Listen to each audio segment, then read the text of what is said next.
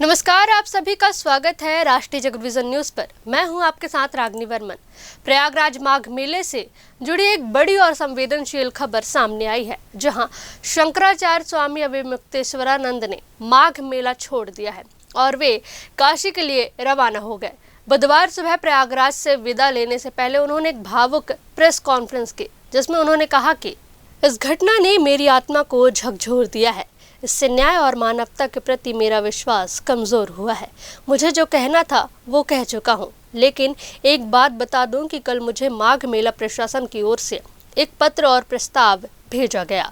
इसमें कहा गया कि मुझे पूरे सम्मान के साथ पालकी से संगम ले जाकर स्नान कराया जाएगा, मुझ पर फूल बरसाए जाएंगे, लेकिन मैंने प्रस्ताव को ठुकरा दिया। जब दिल में दुख और गुस्सा हो तो पवित्र पानी भी शांति नहीं दे पाता।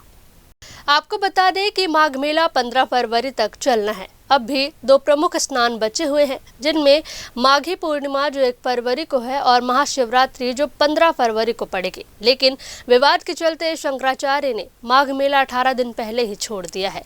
मौनी अमावस्या के दिन प्रशासन से हुए विवाद के बाद बिना स्नान किए लौट गए थे। इसके बाद बसंत पंचमी पर भी उन्होंने स्नान नहीं किया। अब वे शेष दोनों स्नानों में भी शामिल नहीं होंगे। यह पूरा विवाद 18 जनवरी को हुआ, जब शंकराचार्य संगम स्नान के लिए जा रहे थे और पुलिस ने उनकी पालकी रोक दी।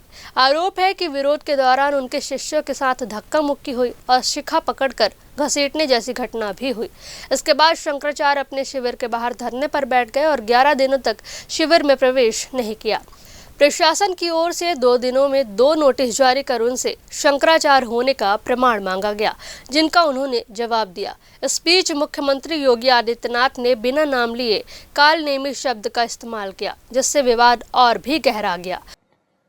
उसकी व्यक्तिगत प्रॉपर्टी कुछ नहीं होती, धर्म ही उसकी प्रॉपर्टी है, राष्ट्र ही उसका स्वाभिमान है। अगर कोई राष्ट्रीय स्वाभिमान को चुनौती देता है तो हमें खुल करके उसके सामने आकर के खड़ा हो जाना चाहिए, उसकी चुनौती का मुकाबला करने के लिए खड़ा होना चाहिए। कोई धर्म के खिलाफ आचरण करता है, क्योंकि ऐसे तमाम कालनेमी होंगे जो धर्म की आड़ में सनातन धर्म को कमजोर करने की साजिश रच रहे होंगे। जवाब में शंकराचार्य स्वामी अभिमुक्तेश्वरानंद ने मुख्यमंत्री की तुलना कालनेमी और औरंगजेब से कर दी। योगी ने कालनेमी का जिक्र किया है कि जो कि धर्म को नष्ट कर रहा है। इस पर आपका क्या कहना है? भाई, कालनेमी कौन है? कालनेमी जो था वो राक्षस था और साधु बनकर के सामने दिखाई दे रहा था। राक्षस क्या करता है? मारता खाता है। वो ब्राह्मणों को मार दे, वो साधुओं को मार दे, वो गायों को मार दे, यही तो करता है। और चोला साधु का पहनता है कालनेमी। अब यहाँ पर देखिए, यहाँ पर चोला तो साधु का है, योगी आदित्यनाथ का, और गौ हत्या हो रही है। कौन है कालनेमी, बताओ? इस पूरे मामले में संत समाज भी 2 हिस्सों में बंट गया है। हालांकि देश के तीनों शंकराचार्यों ने स्वामी अभिमुक्तेश्वरानंद का समर्थन किया। शंकराचार्य की मांग थी कि प्रशासन सार्वजनिक रूप से माफी मांगे, तभी वे स्नान करेंगे। विवाद का असर प्रशासनिक स्तर पर भी दिखा। शंकराचार्य समर्थन में बरेली के सिटी मजिस्ट्रेट ने 26 जनवरी को इस्तीफा दे दिया। इसके 24 घंटे बाद मुख्यमंत्री के समर्थन में अयोध्या के डिप्टी कमिश्नर प्रशांत कुमार ने भी अपना इस्तीफा सौंप दिया। और इसी तरह आस्था, प्रशासन और सियासत के बीच माघ मेले का यह विवाद लगातार गहराता जा रहा है।